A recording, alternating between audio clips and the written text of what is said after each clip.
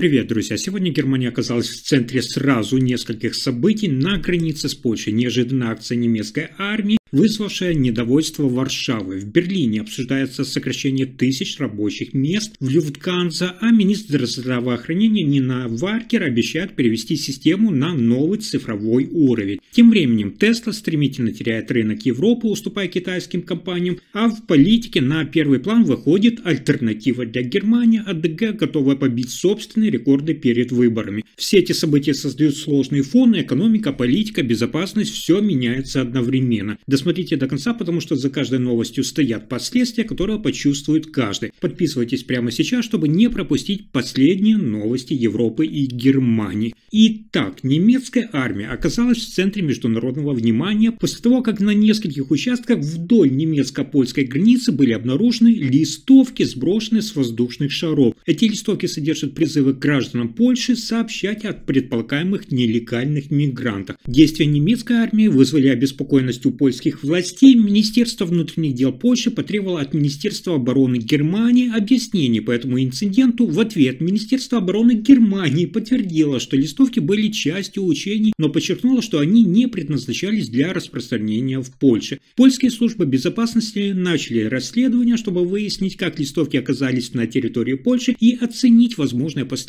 для двухсторонних отношений. Этот инцидент подчеркивает важность координации между соседними странами в вопросах безопасности и миграции. И это только начало. Президент Соединенных Штатов Америки Дональд Трамп вновь заявил о своей экономической политике, утверждая, что она принесла стране значительные выгоды. Однако, несмотря на его уверенность, экономические показатели и общественное мнение дают повод для сомнений. Согласно последним опросам, 54% американцев считают, что экономика движения в неправильном направлении. Основными причинами недовольства являются именно рост цен и инфляция, которая затрудняет жизни граждан. Кроме того, недавние данные показывают, что в первом квартале 2025 года экономика Соединенных Штатов Америки выросла, внимание, на 3,3%, что выше ожидаемых 2,5%. Однако этот рост не устраняет опасения по поводу долгосрочной стабильности. В ответ на критику Трамп продолжает настаивать на необходимости введения высоких тарифов на импорт, утверждая, что это способствует созданию рабочих мест и укреплению экономики. Однако такие меры могут привести к торговым войнам и повышению цен на товары для самих потребителей. А теперь внимание, дальше еще важнее. Немецкая авиакомпания Люфтганза объявила о планах сократить до 20% административных рабочих мест в рамках стратегии повышения прибыльности. По данным корпоративных источников, это может затронуть от 3 до 4 тысяч сотрудников. Официальное объявление состоится уже в понедельник на Дне капитала в Мюнхене, где генеральный директор Карстен Шпор сообщит об этом. Компания стремится улучшить операционную прибыль на 2,5 миллиарда евро в год к 2028 году. 2/3 этой суммы планируют достичь именно за счет сокращения затрат и повышения производительности. Оставшаяся часть именно за счет увеличения самих доходов. Однако переговоры с профсоюзами пилотов, бортпроводников и наземного персонала о возможных уступках в коллективных договорах пока не принесли результатов. В качестве меры повышения производительности Люфтганза намерена расширить деятельность своих дочерних компаний City Airlines и Discovery Airlines, которые работают с меньшими затратами. Сокращение административных расходов и оптимизация структуры компании должны помочь Люфтганзе вернуть конкурентоспособность на фоне растущих затрат и конкуренции со стороны других европейских авиаперевозчиков.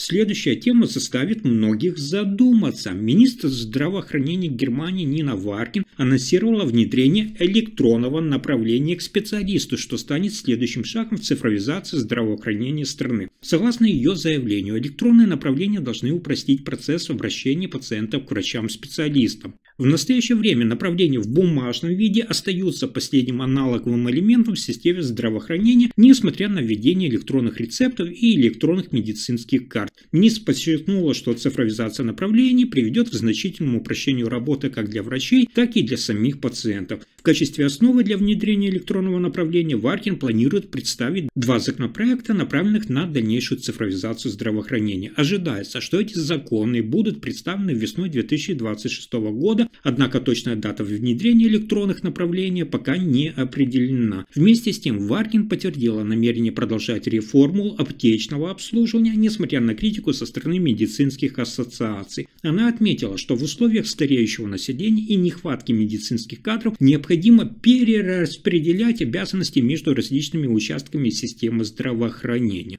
Но это еще не самая главная часть событий. Американский производитель электромобилей Tesla столкнулся с резким снижением продаж в Европе. В августе компания Tesla реализовала всего 8220 автомобилей в странах Европейского Союза, что на 36% меньше по сравнению с тем же месяцем прошлого года. За первые 8 месяцев 2025 года Tesla сократила продажи в Европе почти на 43%, в то время как общий рынок автомобилей в Европейском Союзе продолжает расти, продажи Tesla падают. В августе количество новых регистраций в Европейском Союзе, в Великобритании и странах Европейской ассоциации свободной торговли, наоборот, увеличилось на 4,7% по сравнению с прошлым годом, составив 791 349 единиц. Однако Tesla не смогла воспользоваться этим ростом. Интересно то, что в отличие от Tesla, китайский автопроизводитель BYD значительно увеличил свои продажи в Европе. В августе компания продала 9130 автомобилей в Европейском Союзе, что на более чем в 3 раза превышает показатели Tesla. Сама Tesla объясняет снижение продаж в Европе перебоями в производстве из-за смены моделей. Однако эксперты отмечают, что конкуренция со стороны китайских производителей и насыщение рынка электромобилей также играет значительную роль в падении продаж Tesla.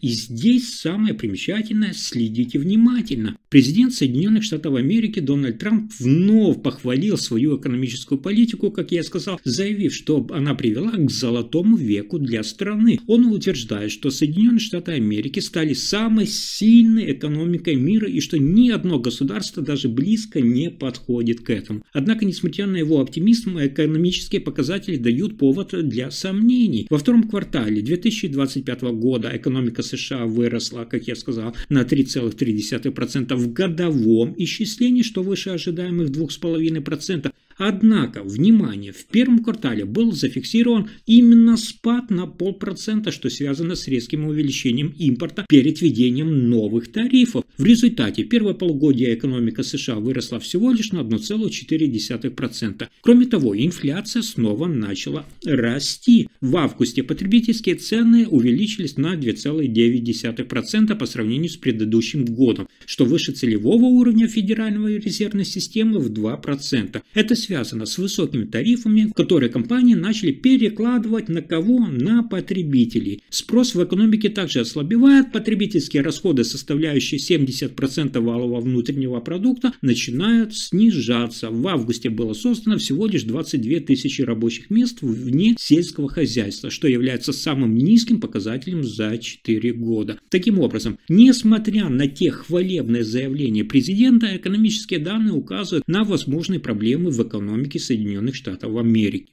И здесь ситуация приобретает новое развитие. В преддверии выборов в земельный парламент Мекленбург-Передней Померании, который состоится, напомню, в сентябре 2026 года, внимание, партия «Альтернатива для Германии» АДГ значительно усилила свои позиции. Согласно последнему опросу, проведенному компанией Инфотест Дима по заказу норвежского радио, «Альтернатива для Германии» АДГ набирает 38% голосов избирателей, что делает ее самой популярной партией в регионе. Это более чем в 2 раза превышает ее результат на выборах 2021 года. В то же время социал-демократическая партия Германии СДПГ, возглавляемая премьер-министром Мануэлем Швезик, теряет свою поддержку. Если бы выборы состоялись сегодня, СДПГ, Социал-демократическая партия Германии, получила бы лишь 19%, что вдвое меньше ее результатов на предыдущих выборах. Христианско-демократический союз ХДС набирает 13%, левые 12%, а новые партии, такие как союз Сара Вагенек, получают 7%, а зеленые вообще 5%. Свободно-демократическая партия не преодолевает избирательный барьер. И здесь возможен серьезный поворот. Если эти результаты подтвердятся на самих выборах, коалиция СДПГ и левых, которая сейчас управляет регионом, потеряет свое большинство. Вместо этого альтернатива для Германии АДГ может сформировать правительство, что станет значительным политическим поворотом в федеральной земле. Если информация оказалась полезной, ставьте лайк, подписывайтесь на канал и делитесь видео. Спасибо за просмотр.